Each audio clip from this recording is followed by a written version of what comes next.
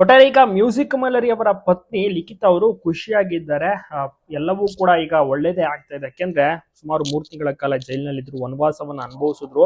But ಈಗ ಅದಕ್ಕೆಲ್ಲ ಒಂದು ರೀತಿಯಲ್ಲಿ ಮುಕ್ತಿ ಸಿಗುವ ರೀತಿ ಕಾಣ್ತಾ ಇದೆ. ಯಾಕೆಂದ್ರೆ ಕೇಸ್ ನಡೀತಾ ಇರೋದು ಈಗಲೇ ಕೂಡ ಮುಕ್ತಾಯ ಆಗೋದಿಲ್ಲ.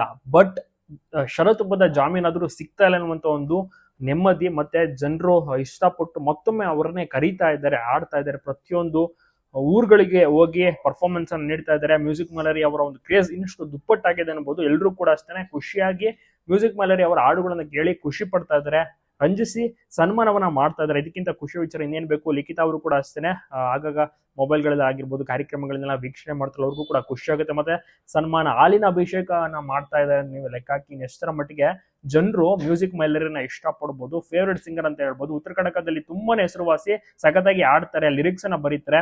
ರಸಮಂಜರಿ ಕಾರ್ಯಕ್ರಮ ಅಂದ್ರೆ ಮ್ಯೂಸಿಕ್ ಮೈಲರಿ ಅವರ ಒಂದು ಟೀಮ್ ಇದೆಲ್ಲ ನಂಬರ್ 1 ಅನ್ಬೋದು.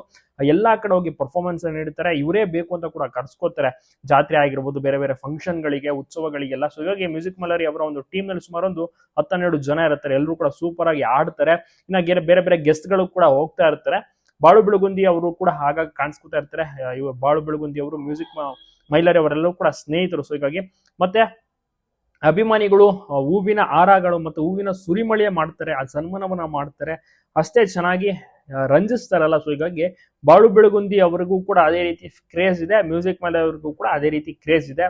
ಆಚೆ ಬಂದಿದ್ದು ಖುಷಿ ಆಯ್ತು. ಮತ್ತೆ ನಾನಾ ರೀತಿ ಹಾಡುಗಳನ್ನು ಕೂಡ ಹಾಡ್ತಾ ಇದ್ದಾರೆ, ರಂಜಿಸ್ತಾ ಇದ್ದಾರೆ. ಜನರು ಕೂಡ ಖುಷಿಯಿಂದ ಎಂಜಾಯ್ ಮಾಡ್ತಾ ಇದ್ದಾರೆ ಮ್ಯೂಸಿಕ್ ಮಲರಿ ಅವರ ಹಾಡುಗಳನ್ನ.